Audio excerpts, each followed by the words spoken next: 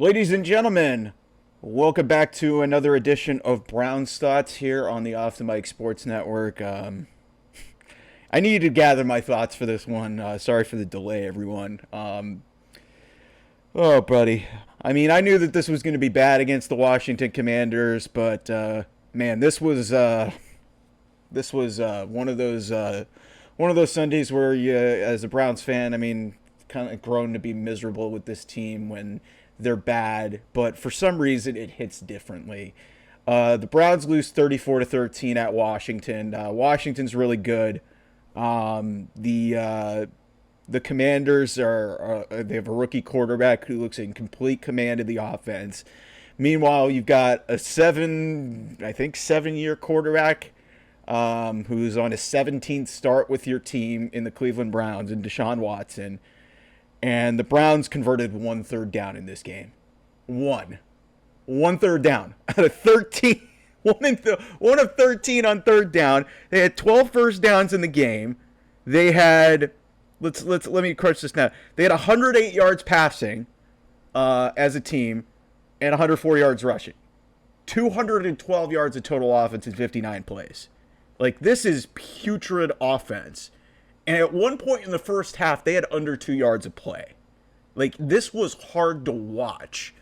And I know that the common theme in Browns fandom and Browns Nation, whatever, the dog pound, whatever you want to call it, the common thing now is to, like, let's blame something else. Let's make excuses. The offensive line sucks. Oh, the defense can't get stops, which I don't understand. Oh, Kevin Stefanski can't call good plays. Ken Dorsey, that guy's a crock, or that guy's a quack.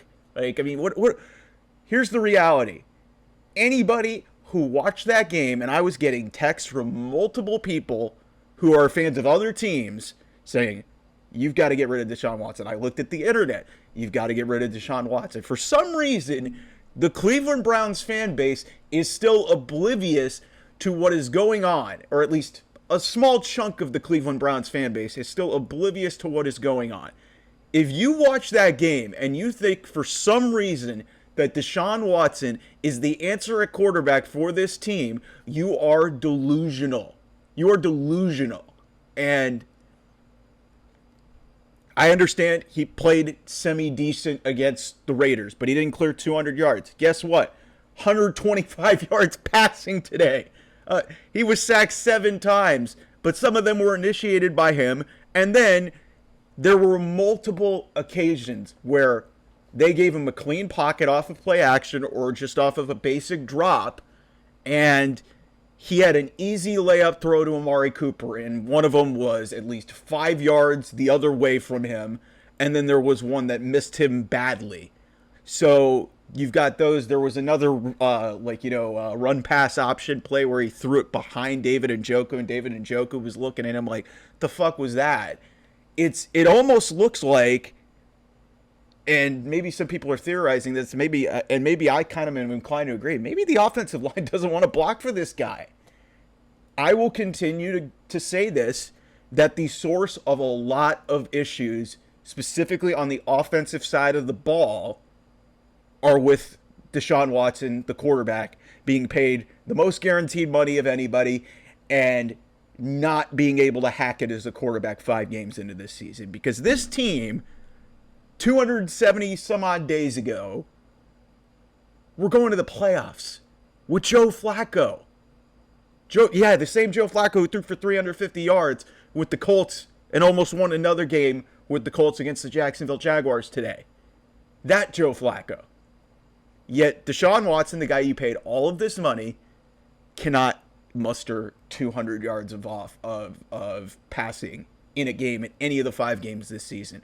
Mind you, Washington's one of the lower tier defenses in the league, one of the worst pass defense, one of the worst run defenses, and this team could only muster 212 yards of total offense. This is probably the worst offense in the NFL right now. And if you want to try and just keep making excuses and trying to expect that Deshaun Watson is somehow going to regain the form that he had 4 years ago, say your prayers, because it's not happening. It's not happening. And If you want to build in excuses of, oh, the defense gave up 434 yards. Early in this game, the defense was keeping them in it.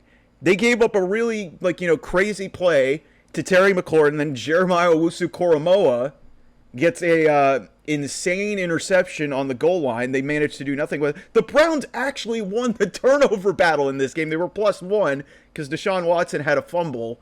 But they were +2 for a large chunk of this game. They won the turnover battle in this game. Normally, when you win the turnover battle in NFL games, you don't lose or you don't lose by 21 points. It's just, it continues to amaze me that everybody just wants to act like everything's okay and everything's just completely and utterly normal. It's like, yeah, this team is bad, and there are issues in a lot of places, but the center of the issues start with the quarterback who they paid all this money when, they felt they were desperate enough and they were a quarterback away. And now here, all these issues pop up and the quarterback's supposed to fix everything. And hey, he needs better protection. No, you paid him all that money because he's supposed to be this elusive quarterback and this special quarterback that's supposed to, be one of the top few in the league. He's probably the worst starting quarterback in the NFL right now. It's embarrassing at this point. And what I'm really starting to fear with the way that this season is going, because they go to Philadelphia next week. They're 1-4. They get Philadelphia off a bye. Philadelphia's angry. They've got a coaching issue. They really have a coaching issue. The Browns don't have a coaching issue. Yes. Has this team been undisciplined? Yes. Has the offense been, pretty piss poor? Yes. Has there been a lot of mistakes within games? Yes. Kevin Stefanski has owned a lot of that. The problem is when he has been able to attach the credibility to his name with 2 Coach of the Years, and then, like I said, 4 starting quarterbacks, including Joe Flacco, takes them to the playoffs, a place where this organization, he's been there twice as many times as the organization in the 25-year existence under this new moniker after the Ravens, the old franchise went to Baltimore. Kevin Stefanski's been to the playoffs twice. The Browns, before him, one playoff appearance in the 25-year history, since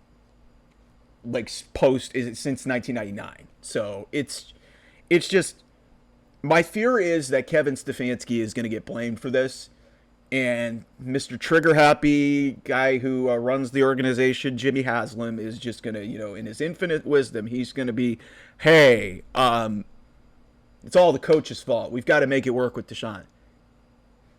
I don't know what more else they need to see. And Kevin Stefanski had to say in front of a microphone with a straight face, hey, we're not changing quarterbacks. Even though you could clearly see on the sideline when they got a turnover at the start of the second half, and they're in the red zone, and it's a 4th down play, and they had to burn a timeout early in this possession, which was completely and utterly inexcusable. And then they had to take a delay of game and kick a field goal just to salvage points on that drive. It was really it was a really disjointed thing. I mean, Deshaun Watson throws a touchdown to Jordan Akins, which was a nice play in the 4th quarter. But, like I said, they lose by 21 points. Jameis Winston gets into this game at the end, but every indication is that this team is not going to change quarterbacks, and I don't know what they're waiting for, because the season's over. They're 1-4. The easy, quote unquote, easy part of their schedule, they won 1 game, and frankly, they are lucky that they won that Jacksonville game, because they couldn't score anything. And even the odd script stuff didn't work out this week. They couldn't score on script. They couldn't. The defense did their best to keep this team in this game. They won the turnover battle. But the offense isn't executing. And I'm tired of hearing people just trying to say, hey, offensive line needs to play better. They do. They absolutely do. But when you make that kind of investment, the 6 draft picks, the $230 million guaranteed, this is his 17th start for this team. When you make that kind of investment, you are expecting more than 125 yards of passing in a game against a bottom tier passing defense in the Washington Commanders.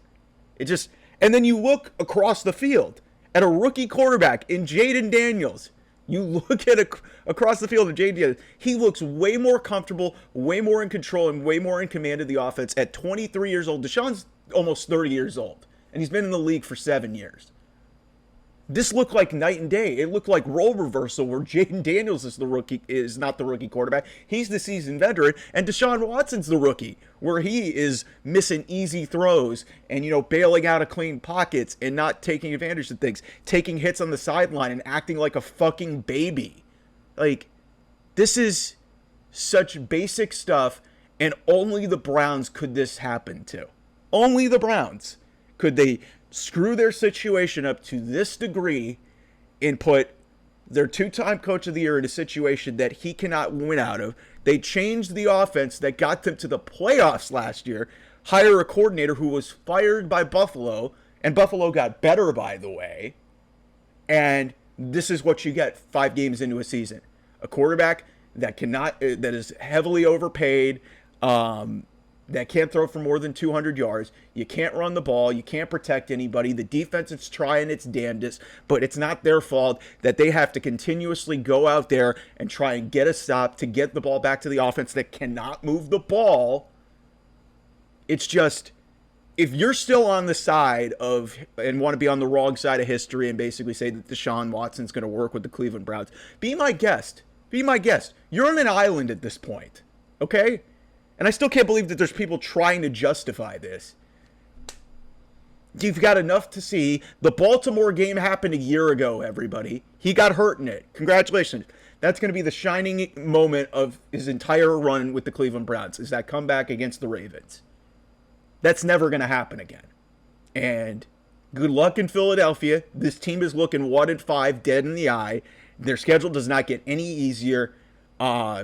This is starting to look like it's definitely a lost season, but it's starting to look like, one of the worst seasons in recent Browns history, because I had more fun watching football when the Browns were 1-31 over a 2-year span than this crap. That's how bad this has gotten, because the expectations were there. There were some people potentially murmuring about a Super Bowl potentially being in the mix there. There was a lot of, excitement around this team. They get the first game of the season in America's Game of the Week on Fox, and it's just nothing but crap. Nothing but crap, and it starts with the quarterback, and the sooner that this organization figures it out, and the sooner this fan base, I would say 25 to 30% that still hasn't figured it out yet and is still hanging on desperately for some hope, the sooner that they figure this out, the better. Because I've been saying it pretty much since about, I was saying it, heck, after the Cowboys game. I was saying it after a win with the Jags game, that you have got to rip the Band-Aid off and just end this thing, at least with Jameis Winston. He will not give a shit. At this point, your season's effectively over. There's nothing for you to prove anymore. And the fact that Kevin Stefanski has to get in front of a microphone and say that they're not changing quarterbacks with a straight face, there's nobody in that locker room that, honest to God, believes that Deshaun Watson's leading this organization anywhere. And the body language that I saw, especially off that first possession, off of that turnover, to start the third quarter, where Deshaun Watson's literally walking off the field on 4th down because they didn't have the right personnel in, and Kevin Stefanski's just looking at him just like, what the fuck's going on here? Like, you can tell he's had it up to here with him. It's ridiculous. So that's just this week's edition of Browns Thoughts, the Week 6 recap, or Week 5. I can't even remember. I'm losing track of things. Maybe I wish it was Week 6 at this point, but that's the Week 5 edition of Browns Thoughts. Browns are 1-4. They lose by 21 points. I'm going to continue to come on here and just say it week after week, even if Deshaun Watson plays well. Where the hell has it been? Show me something. I've been waiting for it the whole season. So like, share, and subscribe here on the channel. Hit the subscribe button below on this video to get more Browns content, football content, wrestling content, you name it, here on the Off the Mic Sports Network. Got a lot of great stuff here. OT Mike Sports and Off the Mic 28 on Twitter. And thanks again for tuning in.